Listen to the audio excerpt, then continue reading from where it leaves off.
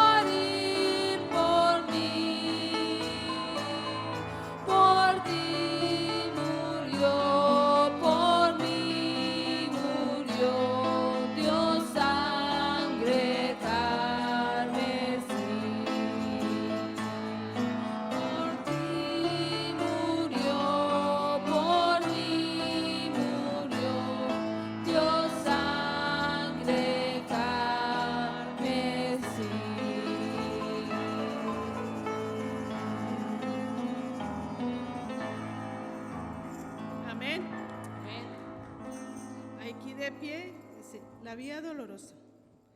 La cobardía de Poncio Pilatos empujó a Jesús por la vía dolorosa hacia el monte llamado de la Calavera.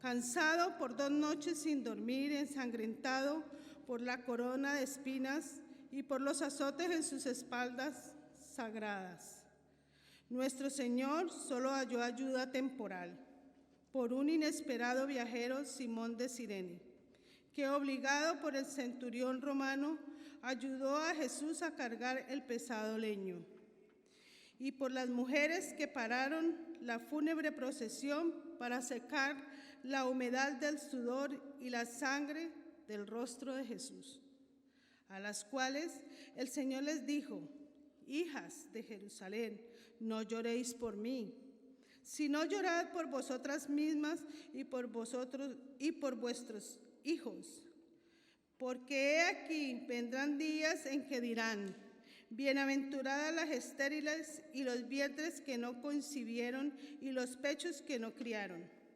Entonces comenzaron a decir a los montes: caed sobre nosotros, y a los collados: cubridnos, porque si en el árbol verde hacen estas cosas, en el seco, ¿qué no harán? Al llegar al lugar de la triple crucifixión, para los 3 ajusticiados la pena era la misma. Sin embargo, cada uno moría por una causa distinta. La de Jesús, nuestro Señor, era la salvación de la humanidad. Su causa y usted y yo. Himno de adoración en la cruz.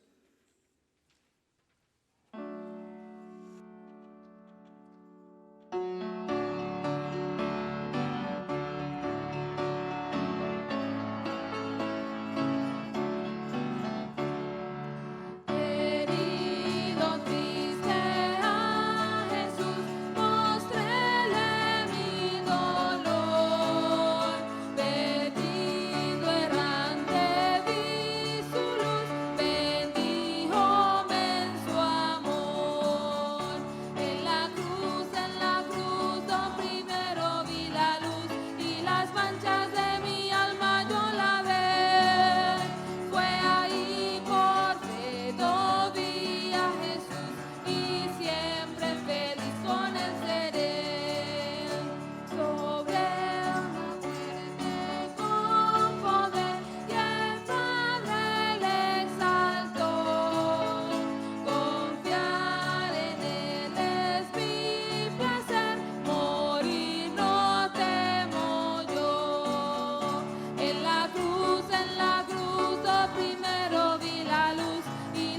manchas de mi alma yo lavé. Fue ahí por fe vi a Jesús y siempre feliz con él seré. En la cruz lo primero vi la luz y las manchas de mi alma yo lavé. Fue allí por fe vi a Jesús y siempre feliz con él seré.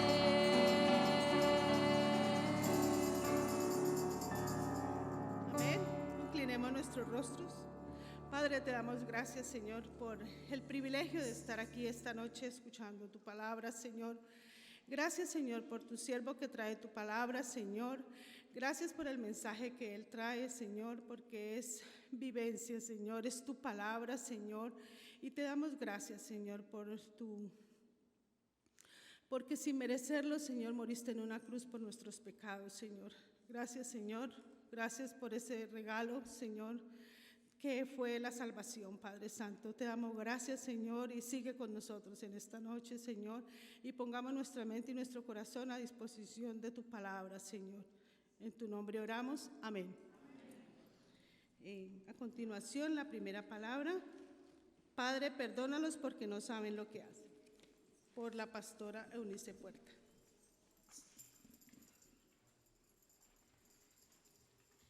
Aleluya, qué inmenso amor el que acabamos de cantar, amén. Damos gracias al Señor por su palabra y yo creo que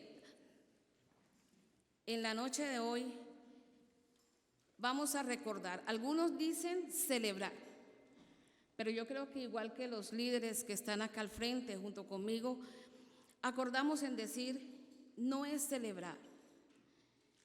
Porque nadie, aún en nuestra familia actual, en los días de hoy, celebramos la muerte de alguien, ¿verdad? Ya estamos escuchando aún en los servicios fúnebres que decimos celebramos la vida de quien en vida tuvo ese nombre o tuvo parte en nuestra familia o alguna amistad. Entonces, centrados en el versículo que leyó nuestra hermana Amelia, San Lucas capítulo 23, versículo 34, donde todos podríamos mirarlo en nuestras Biblias y decir, Padre, perdónalos porque no saben lo que hacen. En la simbología de esta época y aún de la que recordamos nosotros allí en el Monte Calvario, tenemos una idea grande de lo que significó Jesús estar crucificado en una cruz. Todos sabemos que en ese tiempo quien era colgado en el madero de la cruz se le llamaba maldito, porque había acarreado ciertos comportamientos y ciertas actitudes y se merecía el estar clavado en esa cruz. Teniendo en mente esta primera de las 7 últimas palabras que el Señor dijo en la cruz del Calvario, comenzamos diciendo que Jesús, con sus manos extendidas, pudiéramos simbolizar lo que aparece aquí al frente. El nombre Jesús, abarcando en esta forma simbólica todo su nombre. ¿Por qué la palabra perdón aparece en una manera vertical? ¿Jesús estaba a la par junto con el público? No, él estaba en lo alto, porque dice que era el monte de Getsemaní. O sea que él estaba en la parte alta. Cuando él miraba hacia abajo era en una manera vertical. Y es allí donde yo me quiero centrar. Cuando él mira hacia abajo en esta manera vertical a la humanidad, representa la palabra perdón que estamos viendo allí. Jesús y perdón, teniendo en cuenta el símbolo de la cruz. Ese infinito amor, el Padre dio a su Hijo único para que representara el mismo perdón a la humanidad. Cuando Jesús expresa con aquel ímpetu, con aquella profundidad en sus palabras, Padre, perdónalos, es una petición. Cuando vienen nuestros hijos a nosotros como padres y dice, mami o papi, quiero esto, necesito esto, ayúdame en esto, por favor. ¿Qué decimos nosotros? No, no lo puedo hacer, no lo quiero hacer. Esa no es nuestra respuesta primera. La primera respuesta es decir, ¿cómo te puedo ayudar? Ven y te ayudo. Porque acabamos de escuchar una petición. Y si nosotros, siendo tan malos, dice la palabra, sabemos dar buenas cosas, buenas dádivas a vuestros hijos, ¿cuánto más quién? Nuestro Padre que está en los cielos. Amén. Entonces, en este momento de agonía, Jesús lo que expresa es una petición.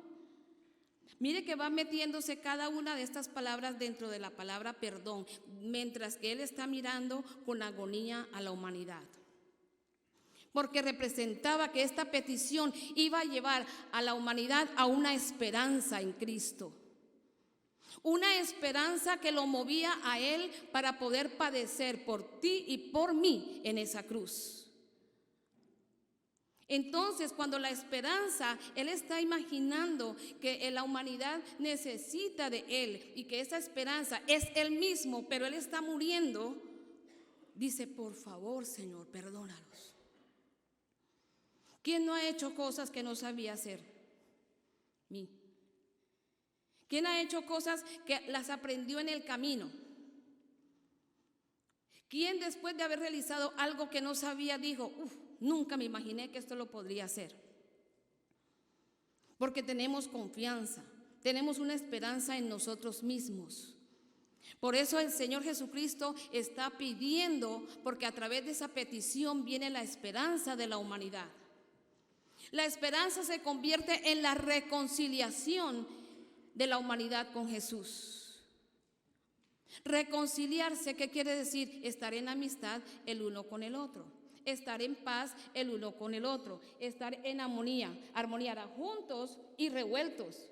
Porque dice la palabra, alguna frase por ahí popular, juntos pero no revueltos. Pero eso no aplica a la iglesia del Señor, amén. Juntos y revueltos para la gloria de Dios. Viene la reconciliación del pecado. ¿Qué es lo que aparta a la humanidad del amor de Dios? El pecado. Pero en este simbolismo de esta primera frase de Jesús, en agonía, pero en amor, está pidiendo perdón. Está pidiendo reconciliación con el mundo entero. Para poder reconciliarnos nosotros con el mundo, o no con el mundo, pero con Dios, nosotros que somos parte de ese mundo, tenemos que ir con una frase en mente: denuedo. ¿Qué es el denuedo? El denuedo es la valentía, es el coraje, es el poder decir yo lo hago y lo voy a hacer. No es si puedo, no es quizás, es que me enfrento a decir lo hago. Esa valentía es lo que representa en ti y en mí y en el mundo y en las personas que no conocen del Señor. Y sabemos que estamos predicando, ¿verdad? Enseñando para que sean conocedores de la palabra. Es esa valentía en la cual podemos decir, quiero resolver esta situación en mi vida. Si tú, Señor, clamaste en la cruz perdón y misericordia porque no sabían lo que estaban haciendo, ahora sí sabemos que es el pecado, ¿verdad? Y que no queremos permanecer en él. Queremos reconciliarnos consigo cada vez con nuestro Señor. ¿Cómo lo logramos? Con la oración. Logramos estos pasos con la oración. Cuando suplicamos ante el Padre, cuando nos arrodillamos y podemos suplicar y decir, Señor, aquí estoy, renueva mi mente, mi corazón, mi vida. Quiero reconciliarme con aquel que estoy un poquitico en desacuerdo. Entonces el Señor dice, yo te ayudo. No temas, yo te ayudo.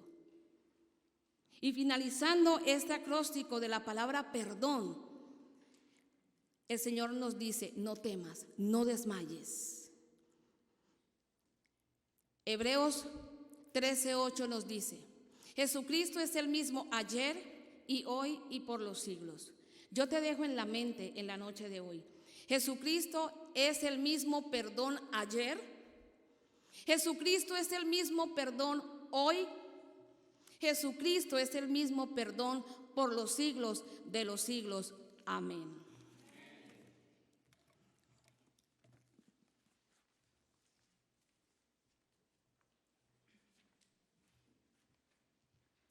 Buenas noches, hermanos. La segunda palabra. Entonces Jesús le dijo: de cierto te digo que hoy estarás conmigo en el paraíso. La palabra de salvación. La segunda palabra desde la cruz se habló en respuesta a la petición del ladrón que moría en un madero al lado de nuestro Señor Jesucristo. No fue casualidad que el Señor fuera crucificado en medio de dos ladrones. Dios presidía con autoridad en aquel escenario sangriento. Sin duda, desde la eternidad había determinado la manera y el momento en que su Hijo moriría.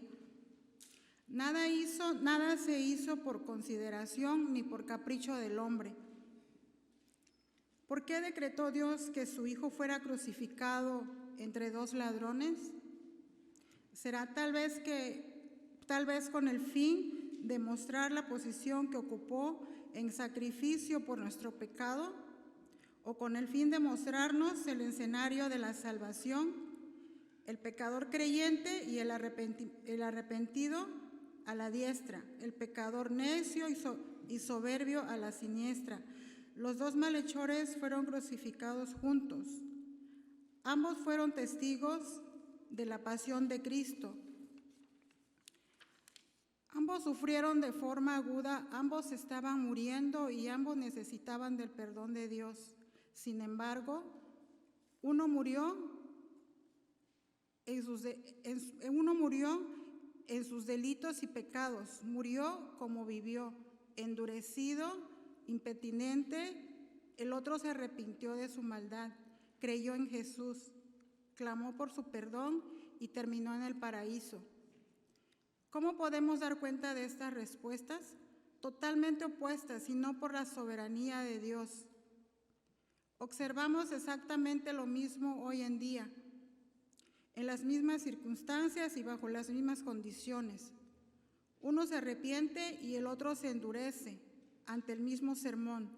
Un hombre escucha con indiferencia, mientras que otro abrirá sus ojos y verá la misericordia de Dios. Para uno, el evangelio es hecho visible, para el otro es hecho oculto. El deseo de nuestro Padre es que todo hombre conozca de la verdad y sea salvo. También sabemos que no salvará a ningún hombre que no crea en su Hijo Jesucristo. No salvará a ningún hombre que no se arrepienta de sus pecados. En la salvación del ladrón tenemos una visión clara de la gracia victoriosa.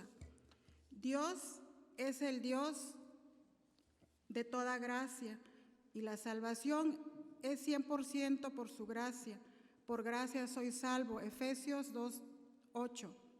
Y es gracia de principio a fin, por gracia se planificó la salvación, por gracia se proyectó la salvación y por gracia es lo que los elegidos vencen, el corazón endurecido, la voluntad obstinada y la mente enemistada con Dios. Es solo por gracia que un hombre puede llegar a ser salvo. La gracia inicia la salvación. La gracia hace que la salvación permanezca y la gracia nos lleva a la gloria venidera. El Señor pudo haberle dicho al ladrón: tu destino tú mismo te lo has forjado. Pudiera haberle dicho también: eres un vil ladrón y la muerte es lo que mereces. Pudiera haber dicho: lo has dejado para el último, me tenías que haber buscado antes. Pero en realidad es que Jesús había prometido que aquel que lo buscare no sería negado.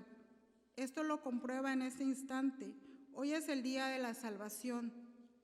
Inmediatamente le responde, y esa respuesta reconforta al pecador como solo Jesús puede. La salvación del ladrón arrepentido demuestra no solo que Jesús está presto para salvar, sino que también tiene el poder para salvar. Él puede salvar a todos aquellos que vienen en pos de Él. Esta verdad se demostró claramente en la cruz del Calvario, cuando el ladrón clamó: Señor, acuérdate de mí. Jesús estaba en una agonía profunda, pero aún así tuvo el poder para salvar su alma de la muerte y abrirle las puertas del paraíso. No hay que dudar nunca del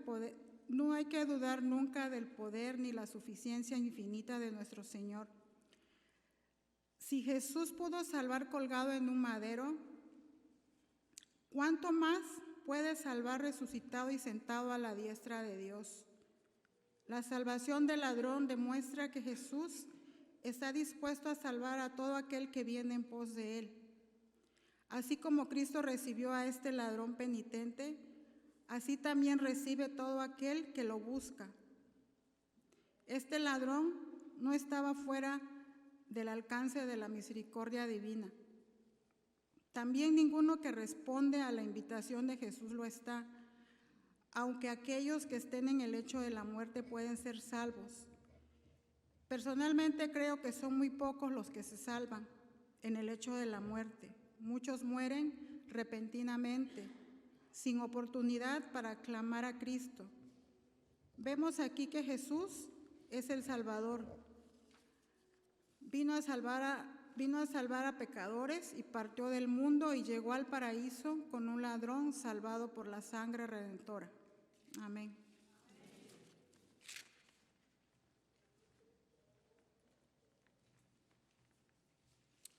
Buenas noches, queridos hermanos.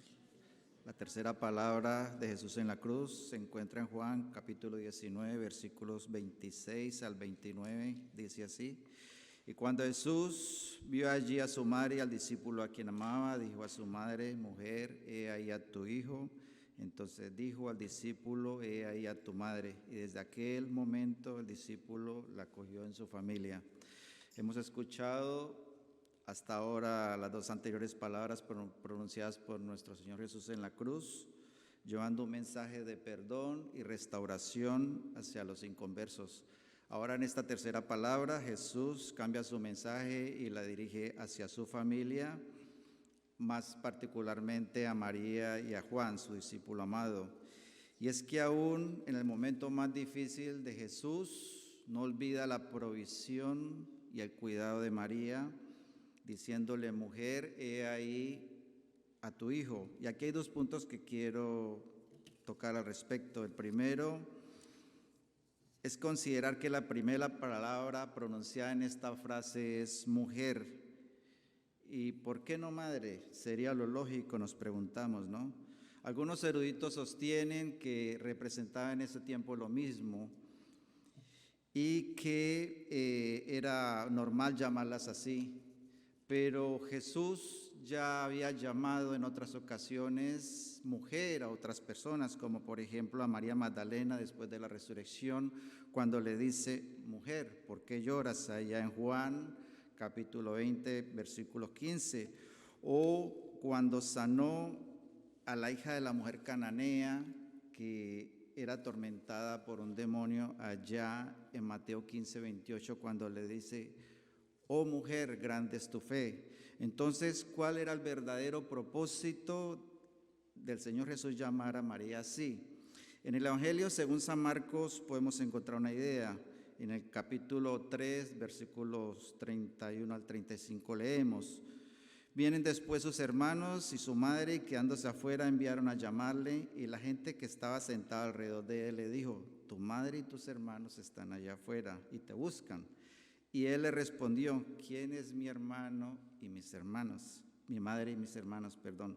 Y mirando a todos los que estaban sentados alrededor, les dijo: he aquí mi madre y mis hermanos. Todo aquel que hace la voluntad de Dios, ese es mi hermano, mi hermana y mi madre.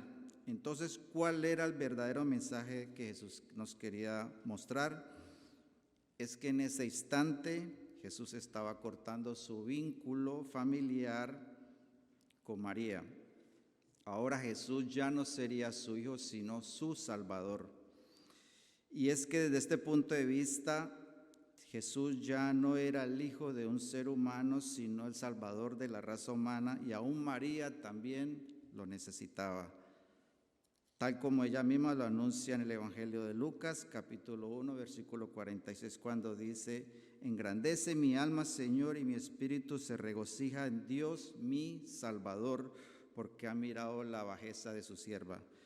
Así es, Jesús estaba muriendo en la cruz también por María, por cuantos todos pecaron y están destituidos de la gloria de Dios, según nos relata San Pablo en Romanos, capítulo 3, versículos de 23.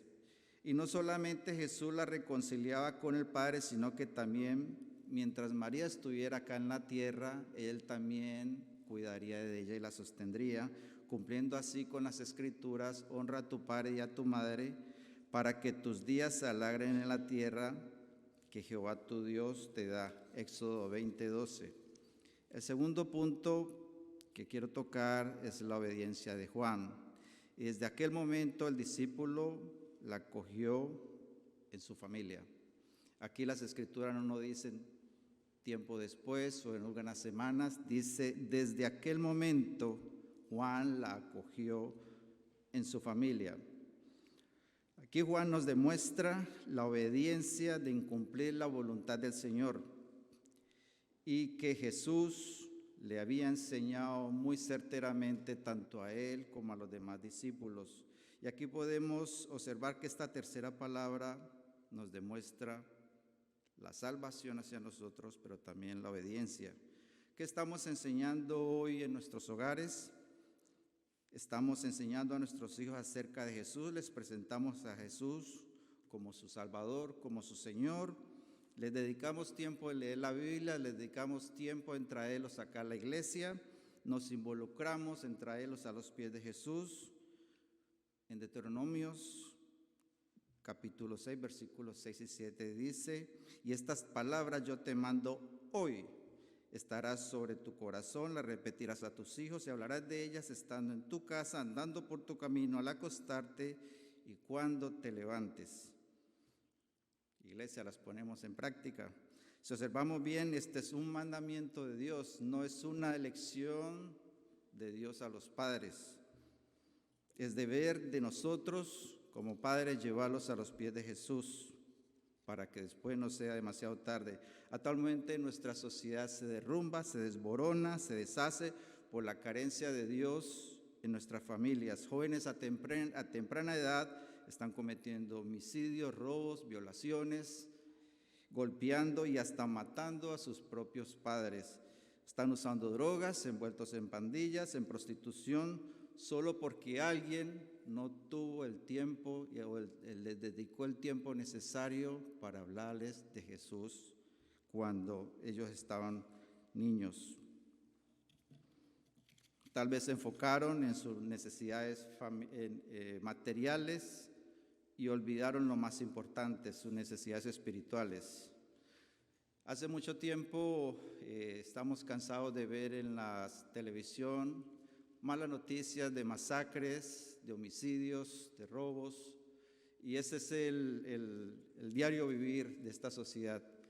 Y hay uno que se me graba mucho en la mente y es la masacre de Uvalde, allá en Texas, donde un joven de 18 años le da muerte a 19 niños, los cuales sus edades oscilaban entre los 8 y 11 años. También mató a 2 maestras.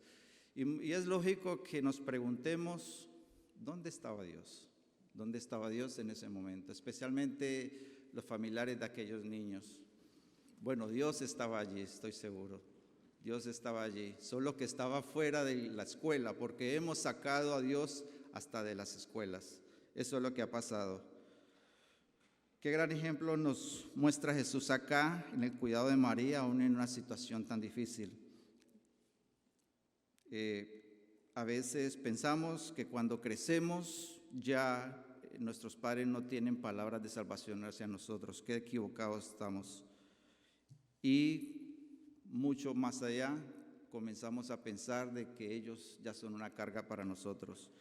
Qué gran ejemplo podemos encontrar acá, en esta tercera palabra de Jesús en nuestras vidas, como un Dios en medio de su angustia, en medio de su dolor, aún cuida de nuestras necesidades y angustias. Él quiere que seamos hijos obedientes, prestos para cumplir la voluntad como Juan. Que como iglesia seamos una iglesia restauradora, una iglesia que perdone, una iglesia que enseñe y predique las buenas nuevas del Evangelio. Hace poco muchos saben que perdí a mi sobrino Andrés, acudiendo a una llamada del 911, él era policía, un joven también de 18 años le disparó y le causó la muerte. Hubiera sido diferente si alguien a ese joven le hubiera hablado de Jesús a su temprana edad. Estoy seguro de que él hubiera transformado de su vida, hubiera podido cambiar su odio, hubiera podido cambiar su rencor hacia su respeto hacia los demás. No esperemos que sea demasiado tarde para presentar el Evangelio a nuestros hijos, a nuestros hermanos, a nuestra familia, a nuestros amigos. El infierno no fue creado para el ser humano en un principio de los tiempos, fue creado para Satanás y su hueste de maldad, pero por causa de la maldad de nosotros, ahora sí lo es. No dejemos que nuestros seres queridos sigan yendo allá por causa del Evangelio, por causa de que la carencia del Evangelio en sus vidas. Prediquémosles a Jesús, aún estemos a tiempo, iglesia, que el Señor les bendiga.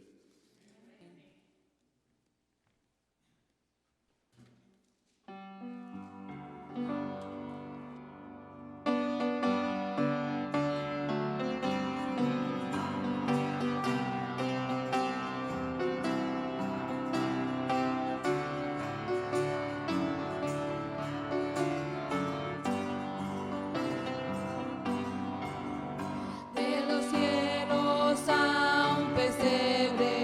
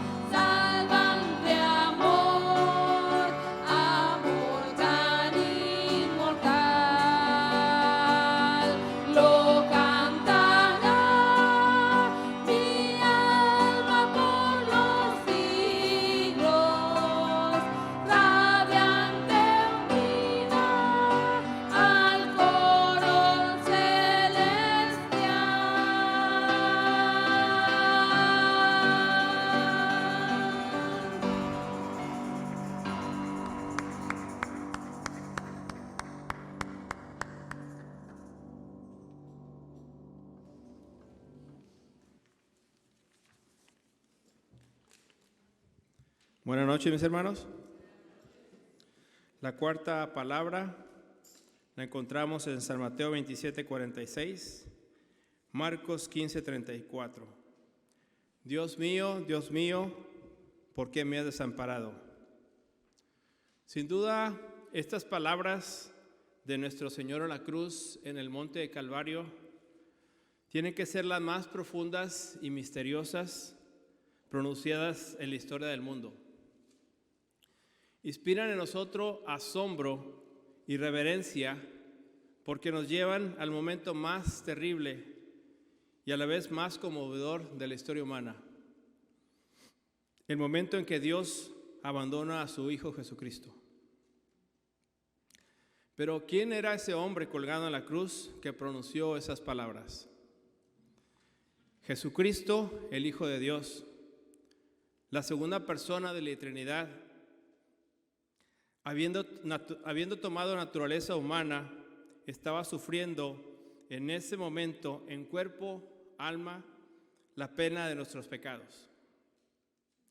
¿A quién estaba clamando Jesús en ese momento? Jesús clamaba a Dios su Padre, porque sentía totalmente el desamparo de Él. Cuando leemos los evangelios, los eventos que rodean la muerte de nuestro Señor Jesucristo, salta a la vista la intensidad del sufrimiento, tanto físicos como emocionales, que el Señor Jesús había sido literalmente masacrado por los soldados romanos antes de llegar a la cruz. Y no podemos minimizar tampoco el enorme sufrimiento emocional y mental que debe haber sentido Él por cargar las penas, por cargar todos los pecados de la maldad humana en toda su crudeza y fealdad. Cristo fue desamparado por su Padre en el momento más crítico y terrible de todo su ministerio. No se trataba simplemente de una sensación de abandono como las que experimentamos los creyentes cuando estamos en ocasiones atravesando por situaciones fuertes o estamos perdidos en aflicción, que no percibimos la presencia de Dios en nuestras vidas. Esa sensación de abandono no corresponde con la realidad.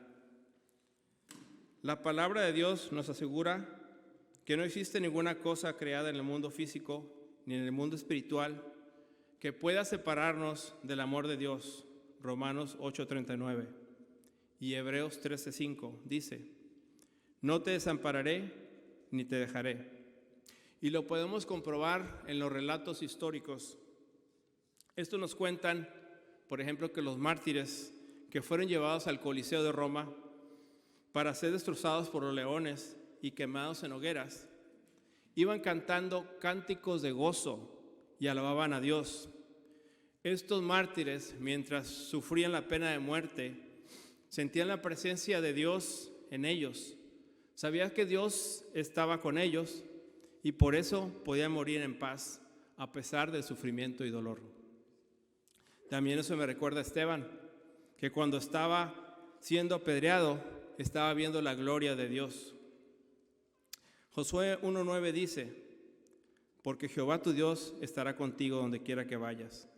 Y en Isaías 41:10 dice: no temas, porque yo estoy contigo.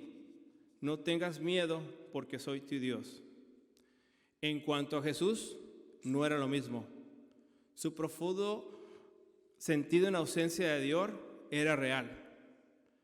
Lo hace sentirse rechazado, no solo por los hombres, sino también por sus discípulos y por Dios mismo. Su Padre, en quien confiaba, lo había abandonado. ¿Por qué Dios abandonó a Jesús? Porque Jesús tenía en sus hombros todo lo corrompido de usted y de mí, todo lo corrompido del ser humano. Y la santidad de Dios no soporta estar junto al pecado, y le dio la espalda a Jesús para no darle la espalda a usted. Dios permitió que su Hijo muriera para que usted y yo tuviéramos la vida eterna. Ahí en la cruz estaba pagando la deuda divina para hacer posible la salvación del hombre. El pecador tenía que estar reconciliado con Dios. Esta reconciliación se efectúa por medio del sacrificio de Cristo en la cruz, la cual satisface la justicia divina. Por medio de su muerte, Cristo estaba cambiando la relación que existía entre el hombre y Dios, de la hostilidad a la paz, de la separación a la unión y de la muerte a la vida eterna. Así que, amigos que nos acompañan en esta noche, Dios quiere darle paz, Dios quiere estar unido con usted y quiere darle la vida eterna. No pierda esa oportunidad.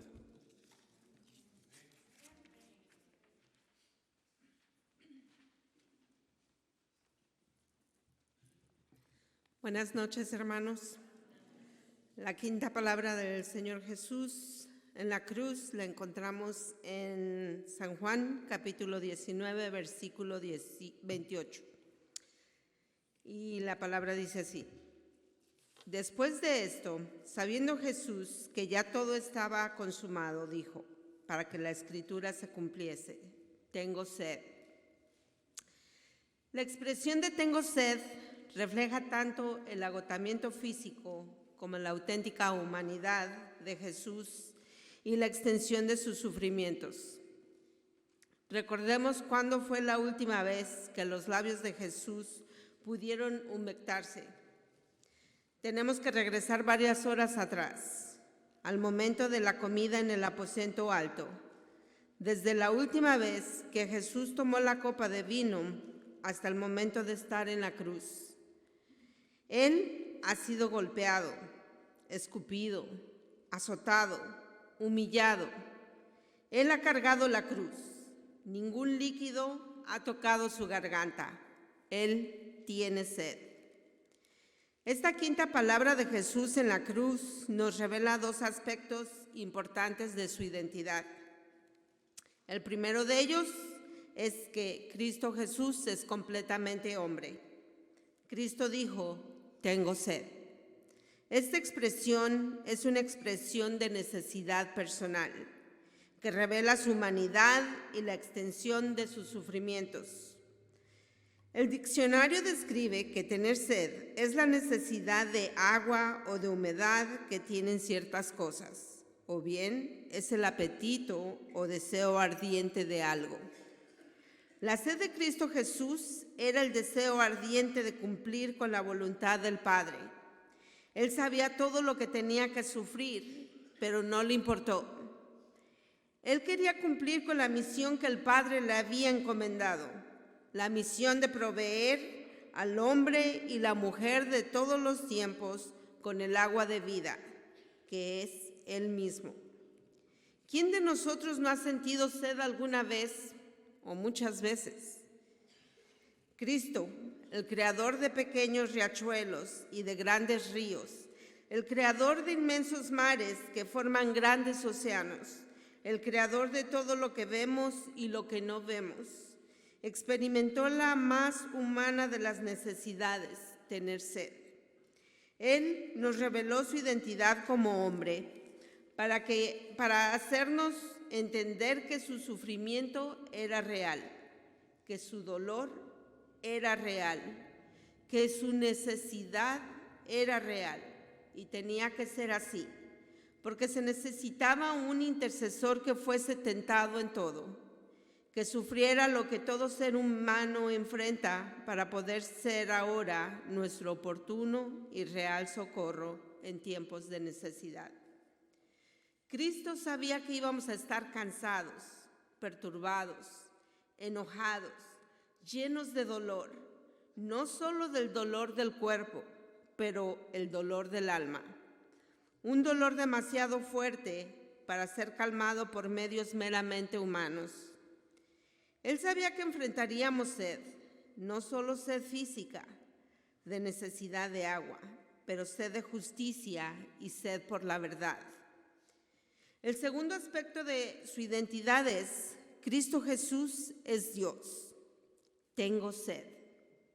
Esta no es una simple frase que expresa una necesidad física, va más allá de esto.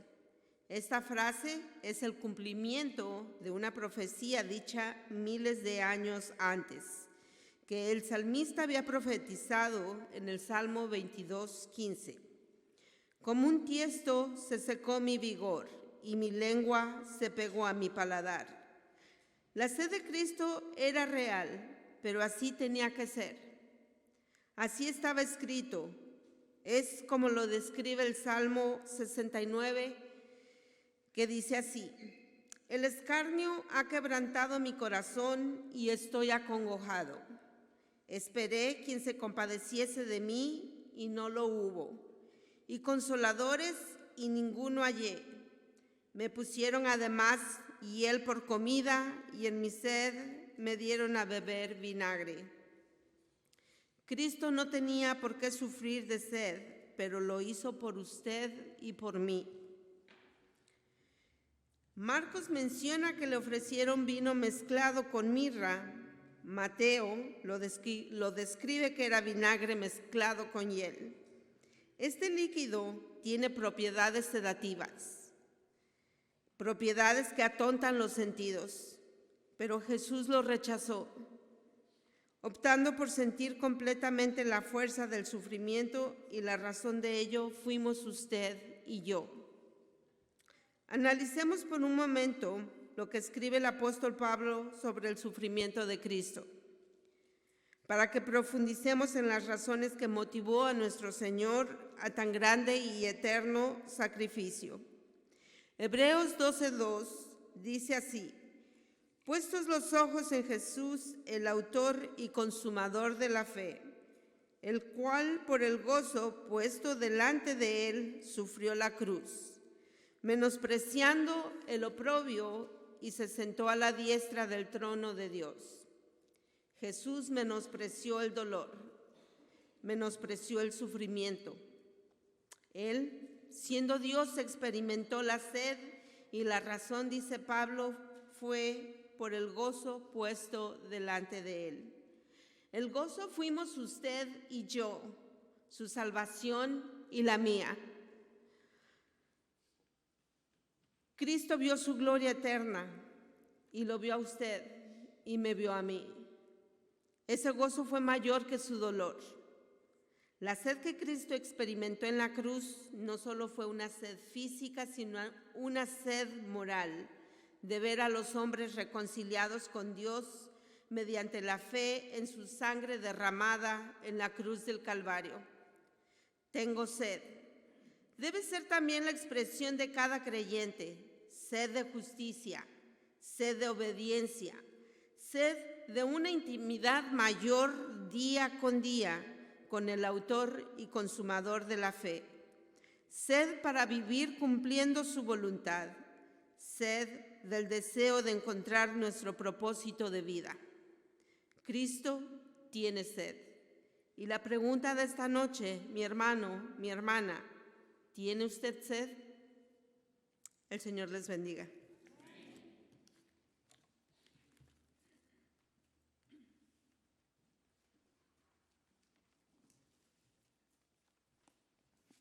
Buenas noches. ¿Qué debo hacer para ser salvo? Muchas veces me han preguntado. Desde que el pecado original entró a este mundo, Dios reveló que habría un Salvador y se lo dijo al mismo Satanás, de acuerdo con Génesis 3:15. Es más, hasta le dijo cuál iba a ser el final de él.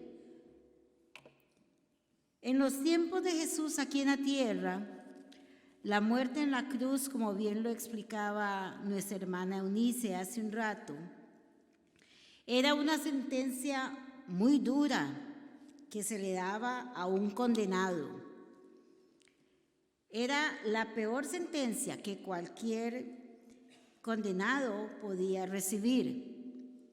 Por supuesto que para dictar esa sentencia tenía que haber pruebas de los hechos terríficos de aquella persona y tenían que presentarla ante las autoridades respectivas.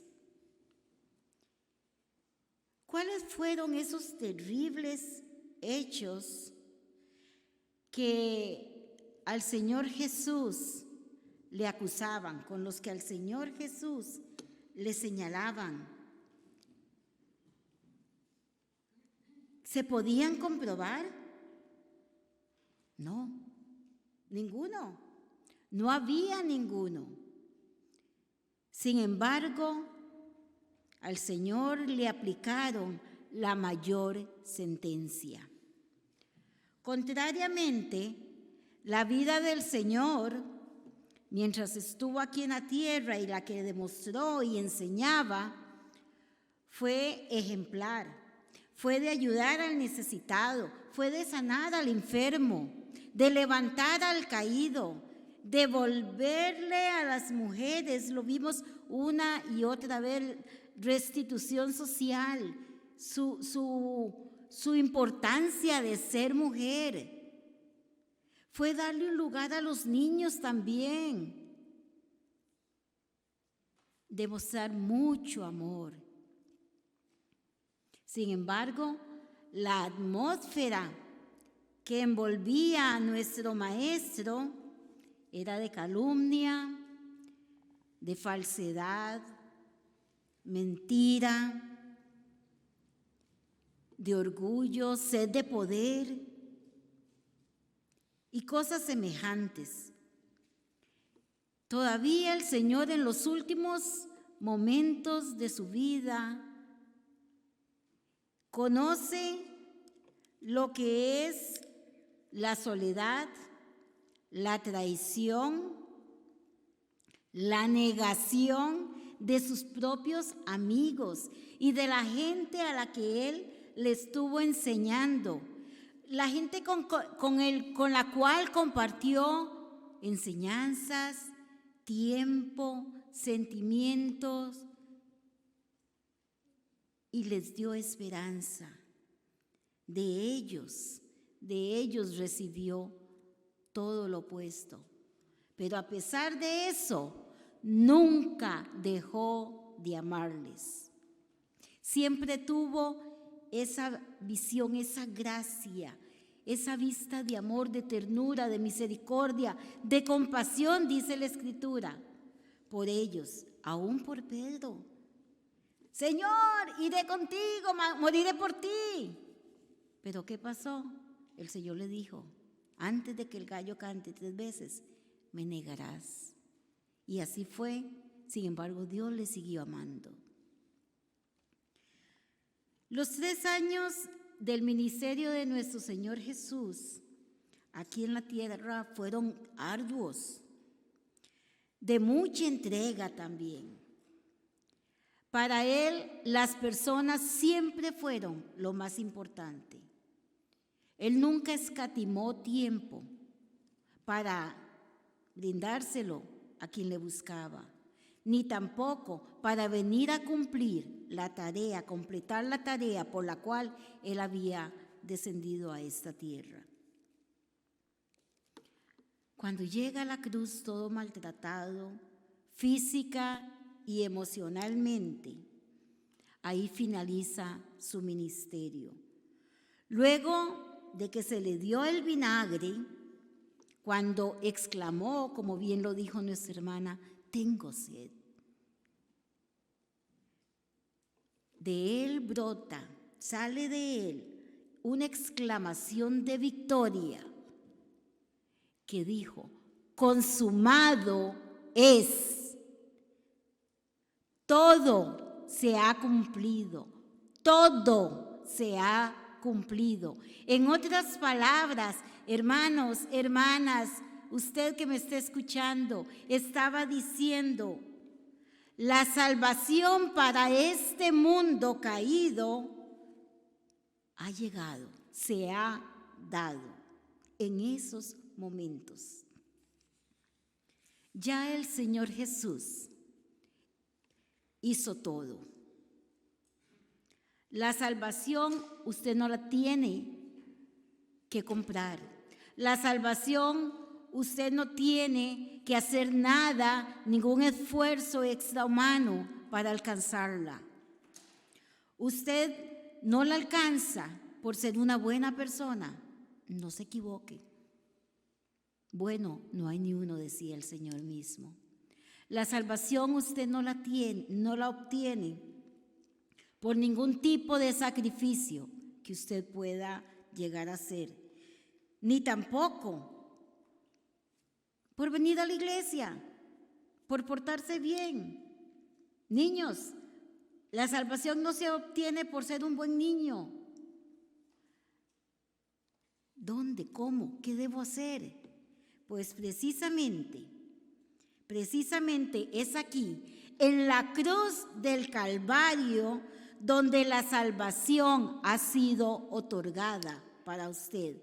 Es mediante la fe en este Señor Jesucristo, que usted y yo podemos alcanzar la salvación, no por nuestros propios esfuerzos.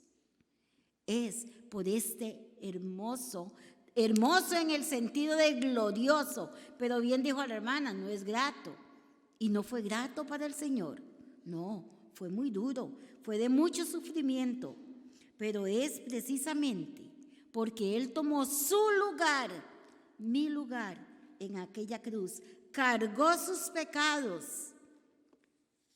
Es que hoy usted puede ser perdonado. Hoy usted puede pasar de muerte a vida. Hoy usted puede llegar a ser hijo o hija de Dios. ¿Qué debe hacer para ser salvo? Entréguele su vida a Cristo.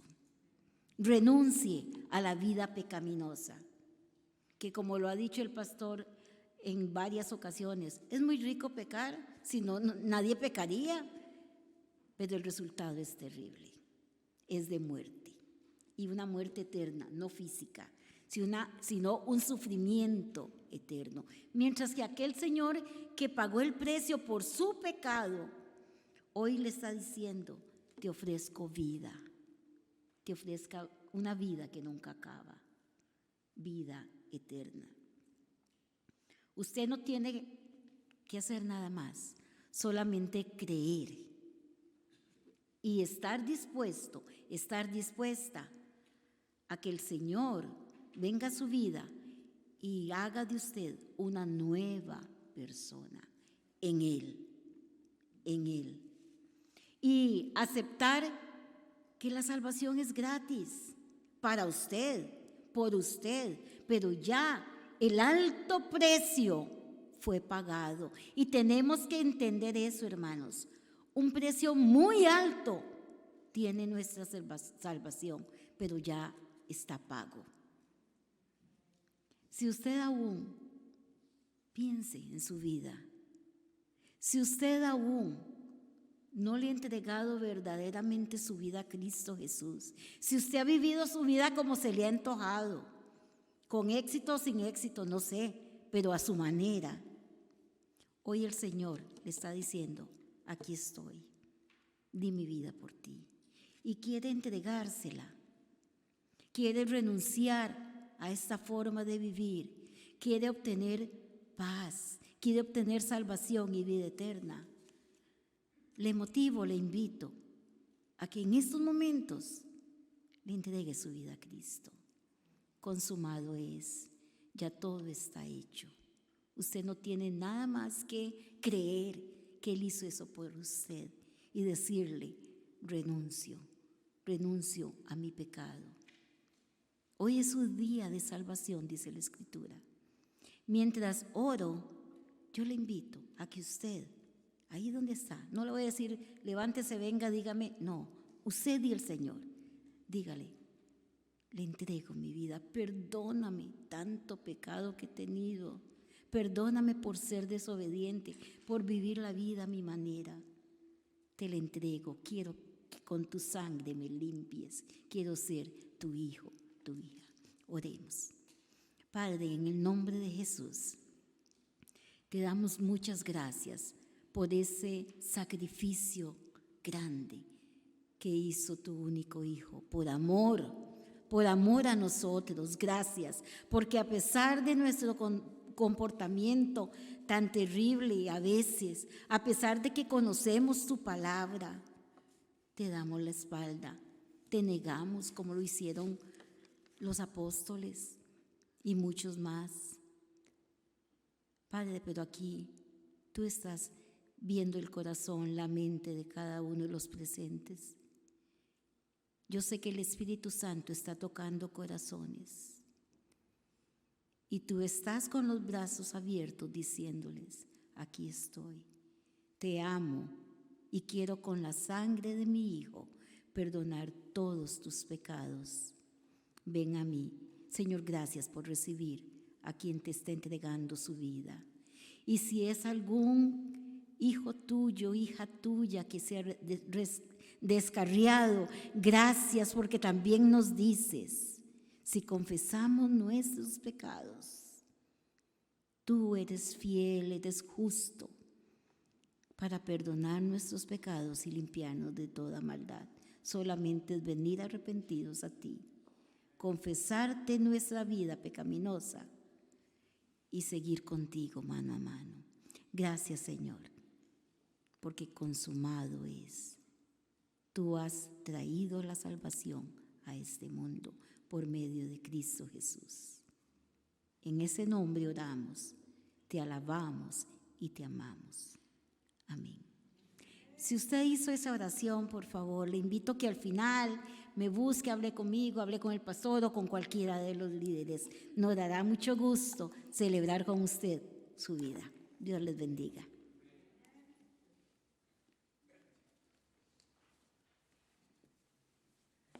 Buenas noches, mis hermanos, y espero que cada uno de ustedes esté disfrutando de este hermoso servicio de las 7 palabras. Estamos ya a punto casi de terminar. Estamos en la 7ª palabra de Jesús en la cruz, la última antes de entregar su vida por ti y por mí. Y es que, hermanos, las últimas palabras de una persona antes de morir son muy importantes, porque puede revelar lo que tiene en su corazón. Cuando una persona está a punto de morir, nos puede decir su última voluntad, sus prioridades y muchas veces hasta sus miedos. Las últimas palabras de Winston Churchill fueron: estoy aburrido de todo. Frank Sinatra dijo: estoy perdiendo. Qué palabras, ¿no? Pero estas palabras que hemos escuchado hoy, hace ya más de 2000 años, han cambiado la historia de la humanidad, tanto que hasta la fecha ahorita las estamos recordando. Y es por eso que yo te quiero pedir que medites en cada una de ellas y las lleves a tu casa y sigas meditándola en tu corazón, y demos gracias al Señor por estas palabras de amor. La palabra última del Señor se encuentra en Lucas 23:46 y dice: entonces Jesús, clamando a gran voz, dijo: Padre, en tus manos encomiendo mi espíritu. Y habiendo dicho esto, expiró. Mientras Jesús colgaba de la cruz, sus labios se abrieron 7 veces. 7 es el número de la perfección, tanto que se vio cumplida ahí en el Calvario. 7 también es el día de descanso en una obra terminada. ¿Recuerdan? Dios creó los cielos y la tierra en 6 días y el 7º día descansó. Jesús había cumplido con esa obra que el Padre le había encomendado. Su primer palabra de la cruz, ¿la recuerdan? ¿Alguien la recuerda? Padre. Padre, perdónalos. Empezó con Padre. Y ahora la última palabra es: Padre, en tus manos encomiendo mi espíritu. Pero en el lapso de esas 2 expresiones hay 6 horas de agudo sufrimiento, hermanos, incluyendo el abandono de su padre. Esta última expresión es la que cambiaría tu vida y la mía, cambiaría tu destino y mi destino. La palabra dice: exclamó a gran voz. Hermanos, un ser humillado, lo habían torturado, pero aún así, por el amor a ti y por el amor a mí, pudo a gran voz exclamar: Padre, en tus manos encomiendo mi espíritu. Fue una voz que estremeció los cielos y la tierra, porque el Rey de la Gloria había cumplido la obra que el Padre le había encomendado. Cuando Él entregó su espíritu al Padre, nos regaló la vida eterna a ti y a mí. Jesús vivió una vida perfecta, la que tú y yo deberíamos haber vivido. Pero sin embargo, Él sufrió la muerte que tú y yo deberíamos de haber sufrido. Sí, nosotros merecíamos la muerte. Pero en ese momento, al decir, Padre, en tus manos encomiendo mi espíritu, Él le dio la victoria a la iglesia. Cuando Satanás pensó que todo se había terminado, cuando él creyó que había ganado esa victoria, fue cuando todo comenzó. Fue cuando tú y yo, gracias a ese grito de gran voz, pudimos llamarle a Dios Padre. Él nos dio el regalo de poderle llamar Padre. Y ahora su Padre se había convertido en nuestro Padre. ¿Cuántos dan gracias a Dios por eso? Podemos decirle gracias, Padre. Ahora te vamos a decir Padre. Y si su Padre ahora es nuestro Padre, Él va a cuidar para que nada malo nos pase. Porque por más de 12 horas, Cristo estuvo en manos de hombres malvados. Él entregó su vida voluntariamente en manos de hombres pecadores. Y ellos desquitaron su odio. Desgarraron su cuerpo sin piedad y sin embargo, Él ahí entregó la vida a su Padre. Hermano, hermana, ¿a quién le has entregado tu vida? ¿En dónde está tu vida? ¿Le has entregado tu vida a tu trabajo, al dinero, a tus hijos, a tu casa, a tu esposo, a tu esposa? Créeme que si tu vida no está en las manos de Dios, nada de lo que tú tienes va a valer la pena. En el trabajo, cuando ya no le sirvas, ¿qué va a pasar? Te van a echar.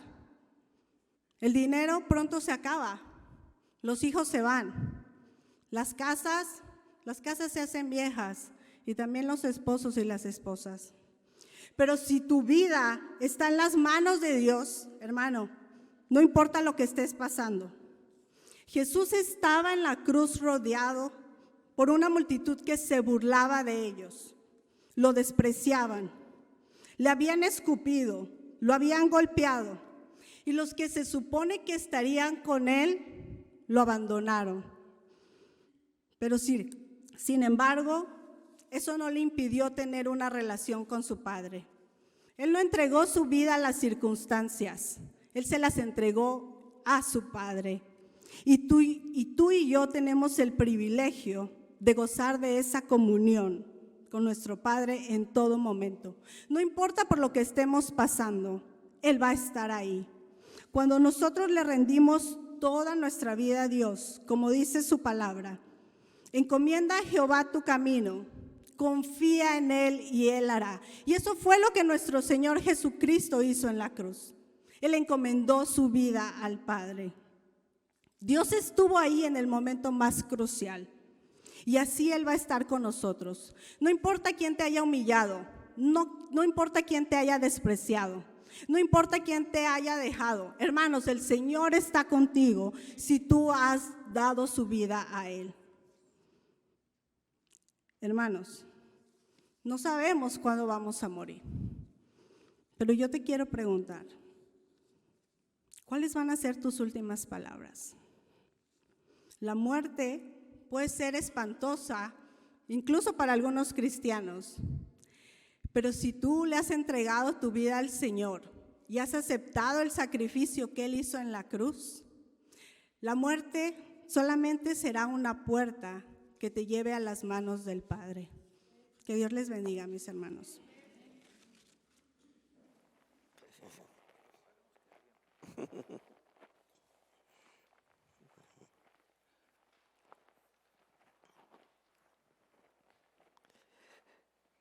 Que Dios les bendiga, hermanos.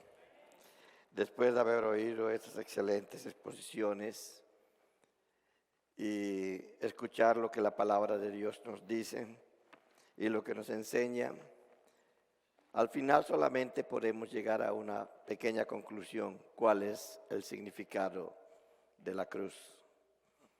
Para muchas personas fue un lugar de tormento y realmente lo fue. Para otras personas fue aquel lugar donde tenía que pasar la persona de nuestro Señor Jesucristo para que nosotros recibiéramos la vida eterna. También todo eso es cierto y se ha dicho. La cruz, sin embargo, representa una victoria, pero no es una victoria vista desde el punto de vista humano, porque desde el punto de vista humano puede parecer una derrota, pero fue una victoria por el simple hecho de que es allí donde Jesús colgó todos nuestros pecados. Por eso el profeta Isaías dice que llevó encima de sí todas nuestras enfermedades y todo lo que nosotros deberíamos de pasar. La cruz tiene un significado muy profundo para la vida cristiana de nosotros. Primero, la cruz es la evidencia del amor de Dios. No podemos obviar de que la razón por la que Jesucristo estuvo en esa cruz y pronunció esas palabras era exactamente eso, el amor. Y no podemos nosotros despegar lo que es Juan 3:16 de la cruz, porque la evidencia de que amó Dios de tal manera al mundo, recuerdan el versículo, porque de tal manera amó Dios al mundo, que dio a su Hijo unigénito para que todo aquel que en Él cree no se pierda, mas tenga vida eterna. Es decir, no es que lo dio así nada más. Tenemos que ligar ese de tal manera amó Dios al mundo con la cruz, porque todo eso junto nos muestra lo que es el gran amor que Dios tuvo por cada uno de nosotros. Y estamos hablando de Dios Padre, ya ni qué decir de Dios Hijo, cuando Él se entregó a sí mismo y hizo a un lado hasta su propia divinidad para poder venir aquí en la tierra y como un ser humano pasar por todo lo que pasó. También hay una segunda razón por la que nosotros podemos conocer el significado de la cruz. Es la prueba de la justicia de Dios. Para todos los que hemos tenido el privilegio de leer el Antiguo Testamento, nos podemos dar cuenta que en ningún momento en el Antiguo Testamento el pecado tuvo un juicio final. Todo lo que vemos en el Antiguo Testamento es que la persona que peque muere. Y si alguien era sorprendido en adulterio, muere. Si alguien era sorprendido o era rebelde, muere. Si alguien era sorprendido mintiendo, muere. Y eran muertes físicas, pero el pecado no había tenido un juicio final hasta que vino nuestro Señor Jesucristo. La cruz viene a ser la evidencia de que el pecado también ya fue completamente liberado para todas aquellas personas que reciben a Jesucristo como su único y suficiente Salvador.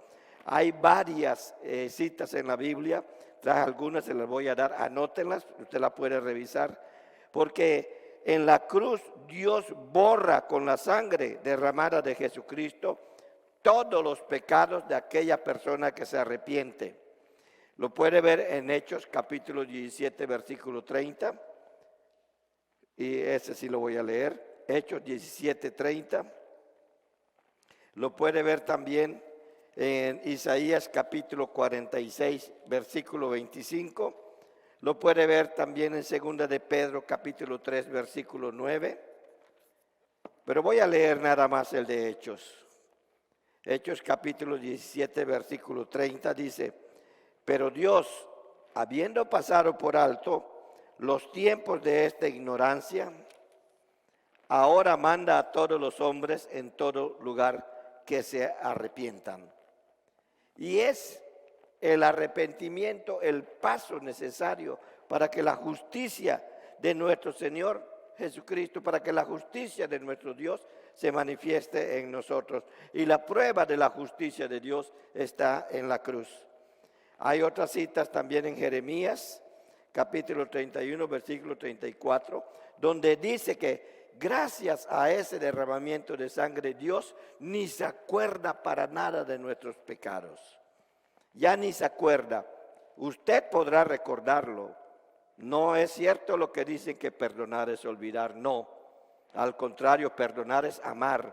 Y aún sabiendo lo que te pasó, puedes amar a la persona que te hizo el daño o te hizo algo. Porque el ser humano no olvida. Dios no le dio esa potestad. Podrá olvidarse de ciertos eventos, pero no va a olvidar nunca algo que le haya afectado tanto su vida. Y entre esos está el pecado. No se olvida, pero se puede amar. Por eso el apóstol Pedro tiene que decir, amad con ferviente amor, porque el amor cubrirá multitud de faltas. Entonces, la cruz viene a ser la prueba de la justicia de Dios, en la cual es el amor, como vimos al principio, lo que se manifiesta en ella. La cruz, por último, aumenta maravillosamente las riquezas de Dios en el que cree.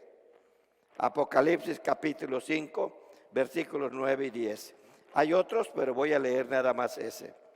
Apocalipsis capítulo 5, versículos 9 y 10. Allí le dice el Espíritu Santo de la siguiente manera: y cantaban un nuevo cántico diciendo, digno eres de tomar el libro y de abrir los sellos, porque tú fuiste inmolado y con tu sangre nos has redimido para Dios de todo linaje y lengua y pueblo y nación. Y aquí viene primero de las riquezas que caben en el creyente. Nos has perdonado de todos nuestros pecados, de todo linaje, de lo del pasado, todo lo que hayamos vivido, aquellos pecados que habíamos estado acarreando de nuestros antecesores, también de eso nos ha perdonado Dios. Y vea lo que dice, aumenta las riquezas en la vida del ser humano, porque dice, y nos has hecho para nuestro Dios reyes y sacerdotes, y reinaremos sobre la tierra. Nos da esa riqueza nuestro Dios a toda aquella persona que se acerca. Aquí es donde se entiende, en la cruz es donde se entiende lo que el Señor Jesús quiso decir cuando les dice, no os hagáis tesoros en la tierra, háganse tesoros en el cielo, donde ni el óxido ni nada lo destruye, donde los ladrones no lo pueden robar. Si usted se hace tesoros aquí en la tierra, alguien se lo puede quitar. Y además, si el Señor se lo lleva, eso se queda aquí. Pero lo que está allí, eso no se pierde nunca, nunca, y le pertenece a usted.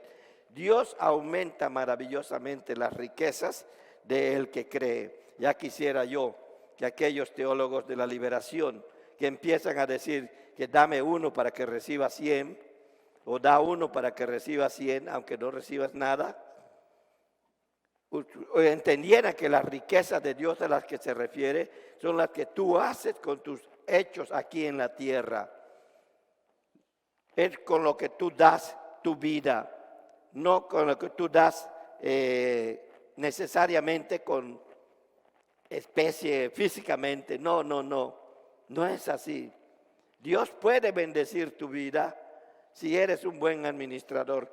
Esas son riquezas que puede darte también el Señor, pero no de esas riquezas es de la que está hablando cuando decimos que la cruz aumenta maravillosamente las riquezas de Dios en el que cree, sino aquellas que están en el banco del reino de los cielos. Esa es el último de los significados de lo cual quiero decirles el día de hoy. Ese de que hágase riquezas en el reino de los cielos está en Mateo capítulo 6, versículo 20.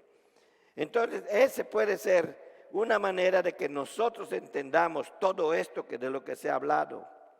Y por eso, con toda tranquilidad, podremos decir, una vez que nos hemos arrepentido, una vez que hemos venido y que gracias a esta cruz hemos venido hasta los pies de Dios y hemos sido lavados con esa sangre, podemos decir lo que está en Primera de Juan capítulo 3, versículo 9. Todo aquel que es nacido de Dios todo aquel que es nacido de Dios no practica el pecado, porque la simiente de Dios permanece en él y no puede pecar porque es nacido de Dios. No me voy a detener aquí, es largo de explicar este versículo, pero sí les puedo decir que cuando pasas por el proceso del arrepentimiento y el lavamiento de la sangre, por la sangre de nuestro Señor Jesucristo de tus pecados, eres nacido de Dios. Y cuando Jesús le explicaba eso a Nicodemo, le dice que es por medio del Espíritu de Dios. El que es nacido del Espíritu, Espíritu es. Y el que es nacido de la carne, carne es. Pero cuando tú has recibido a Cristo y cuando ves esa cruz sobre la cual Él murió, pronunciando todas esas palabras tan hermosas, hoy nos parecen hermosas porque nos ha dado a nosotros la oportunidad de la vida eterna y la tienes en tus manos. Queridos hermanos, este ha sido lo que el Señor quería que usted conozca de Él. Esto ha sido lo que el Señor quería que usted reciba de Él y que tenga por eso vida eterna. Que Dios le bendiga. Vamos a cantar el último himno.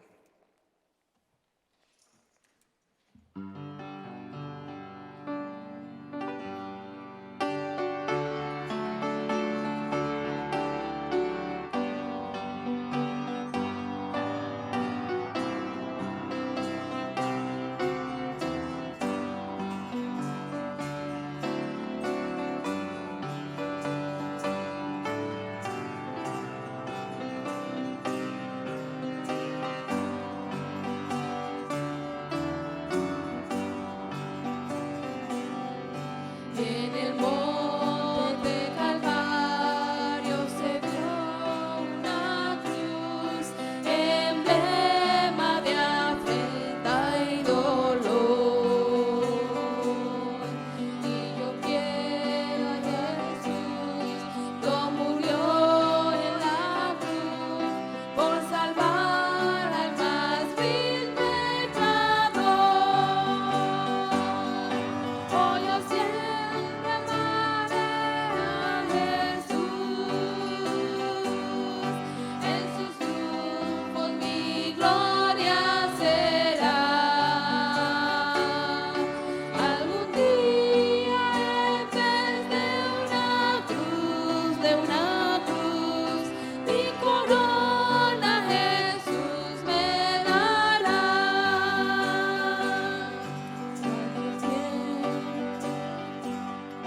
Aunque el mundo desprecie la cruz de Jesús, para mí tiene suma atracción, porque en ella llevó el Cordero de Dios mi pecado y mi condenación.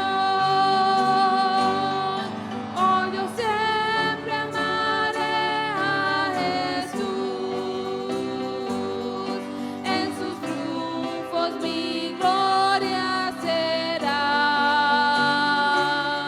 Y algún día en vez de una cruz, mi corona Jesús me dará. Oh, yo siempre amaré a Jesús, en sus triunfos mi gloria será. Y algún día en vez de una cruz, mi corona Jesús me dará.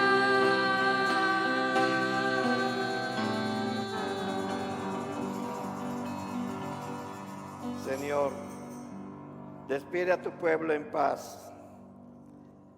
Graba tus palabras en los corazones de cada uno de nosotros, en nuestras mentes y ayúdanos a vivir cada día conforme a tu voluntad.